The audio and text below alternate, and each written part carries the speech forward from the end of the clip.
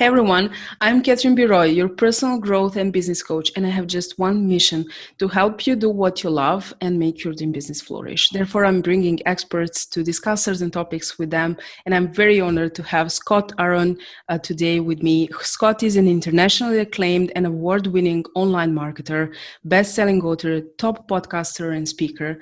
Scott is the go-to specialist when it comes to converting traffic, establishing connections, creating income, and building personal brand using his patented system on LinkedIn.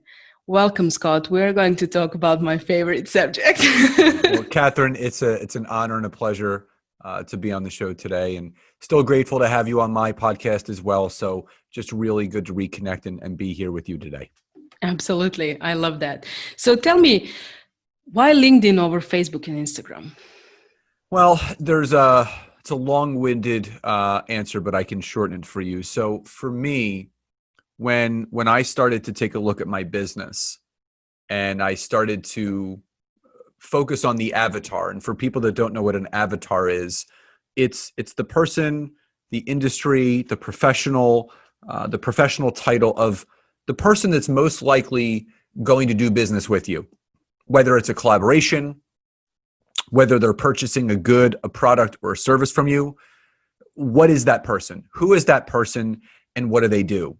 And when I started to really think about who the type of person that I wanted to work with was, I started to realize they weren't on Facebook and they weren't on Instagram. And I remember I read an article on Forbes a few years ago, and it started to go over the demographics of social media. And it was glaring, and I couldn't kind of turn away from it, and I had to lean into it. And it basically said that, the average age of someone on Facebook and Instagram is 18 to 29, which unfortunately I'm not anymore. The average income that someone makes on those two platforms is $30,000 a year or less. So the money mindset's not really there. Mm-hmm. And you're only allowed 5,000 friends on Facebook, and Instagram has the highest ratio percentage-wise of fake accounts to real accounts on all social media. So then I took a look at LinkedIn.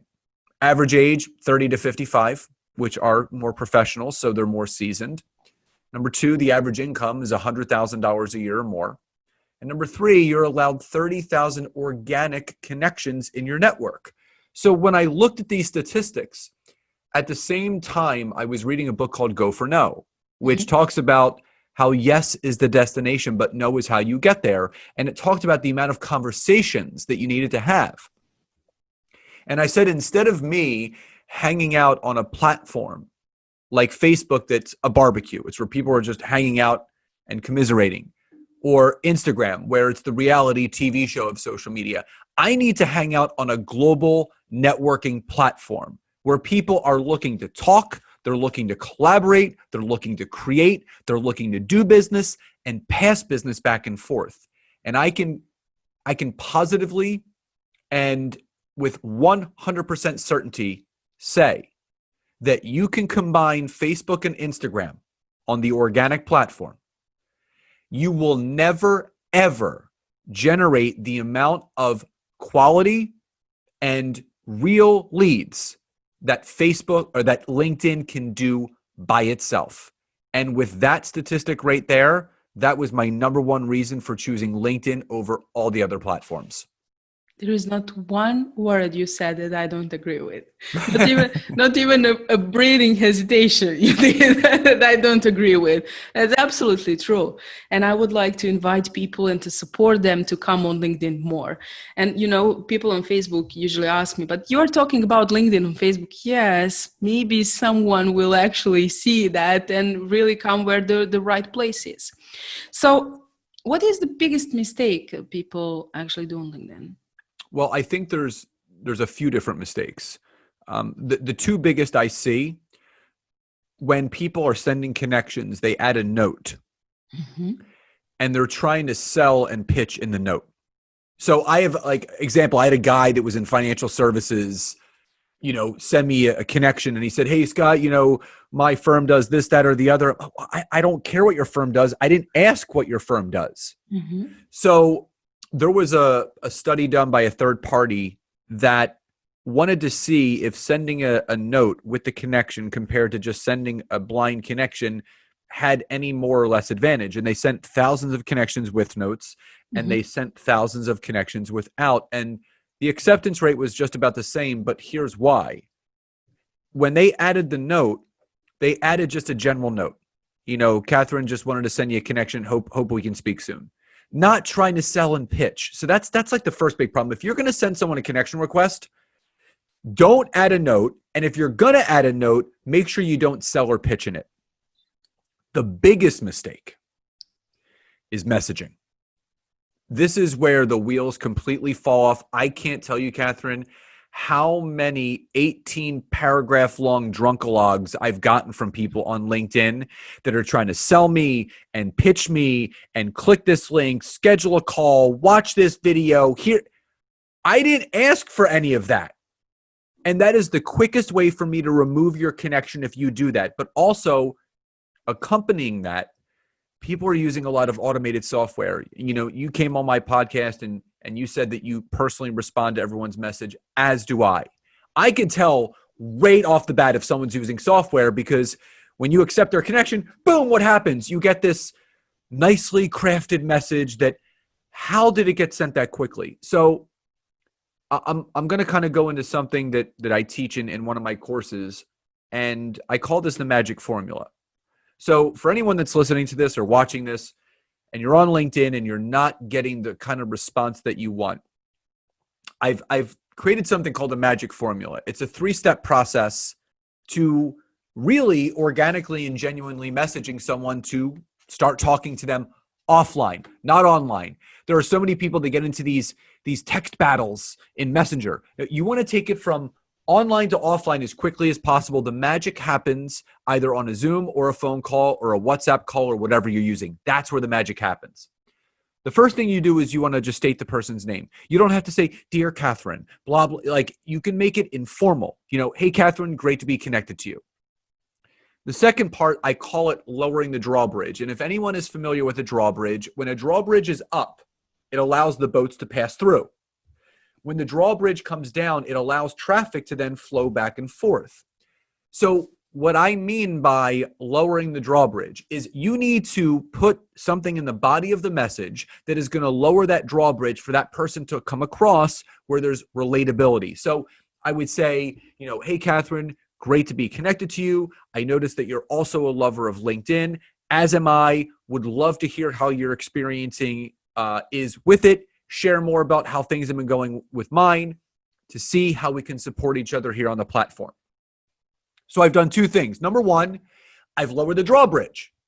I've specifically let Catherine know that she loves LinkedIn. I love LinkedIn. We should talk. But number 2, I use one of the most important words in the English language, and that word is support.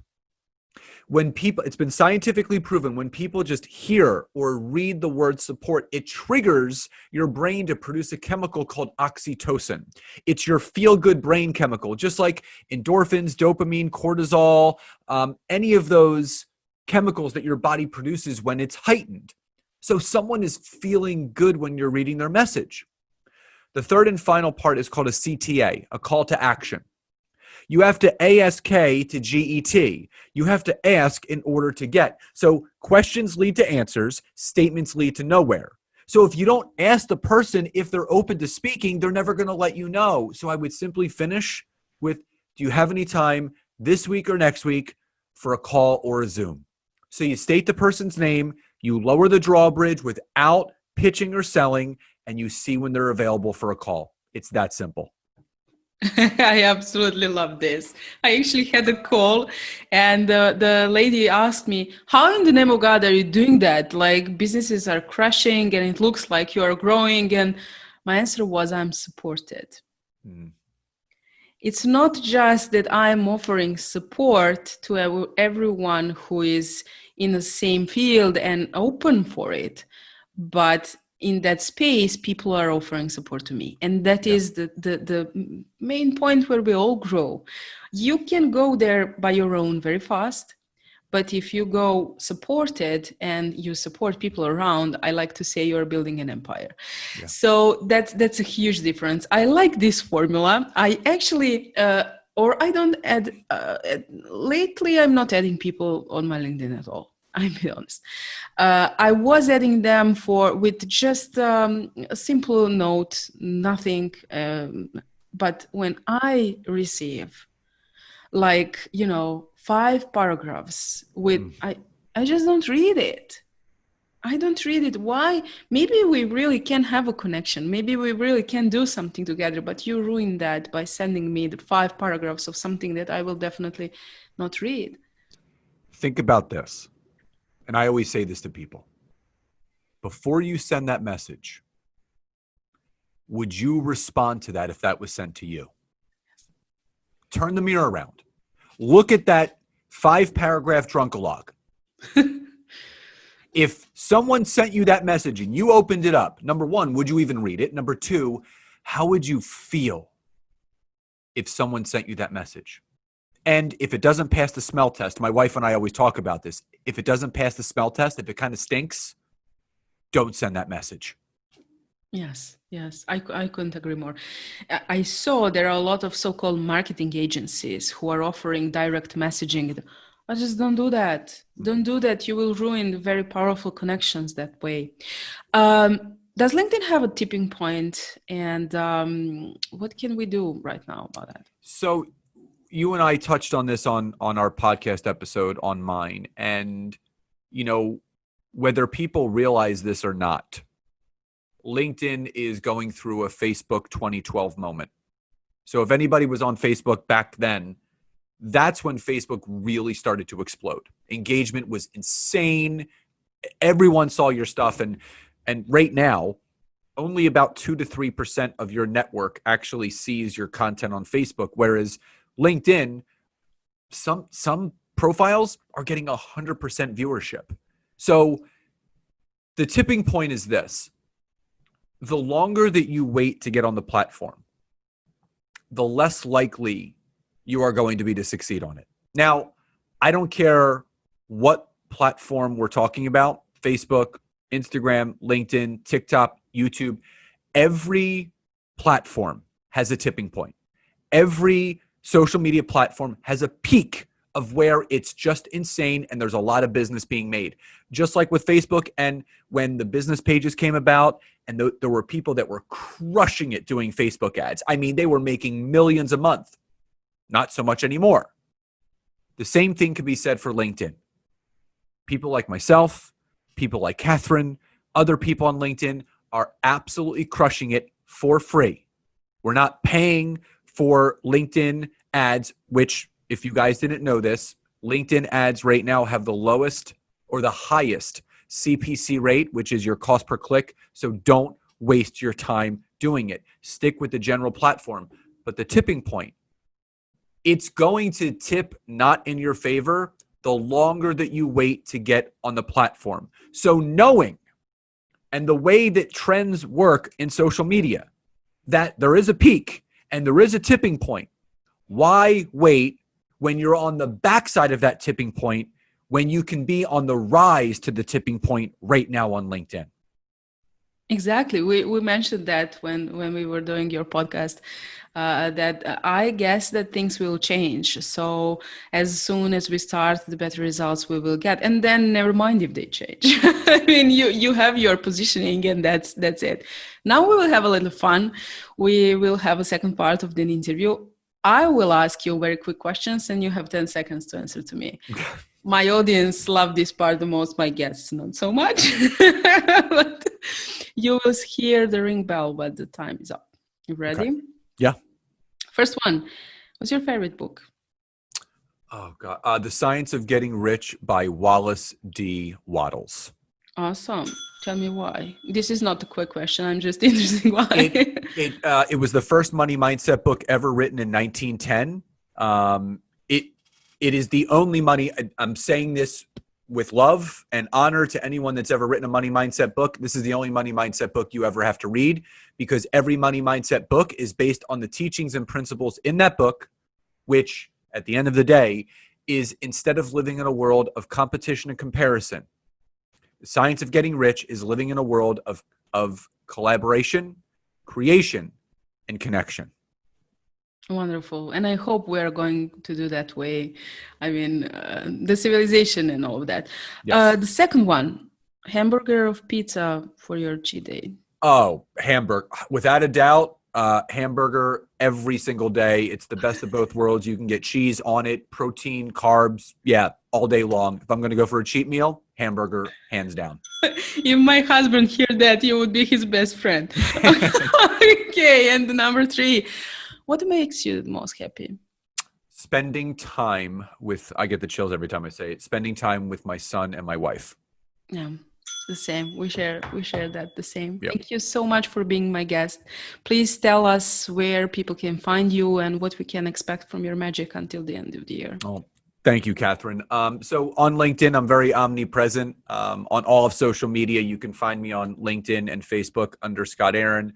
If you are on Instagram, my handle is at Scott Aaron LinkedIn, and my website, which houses my books and my products and my services, is www.scottaaron.net. And the podcast that Catherine was on, it's on all major platforms. It's called Network Marketing Made Simple.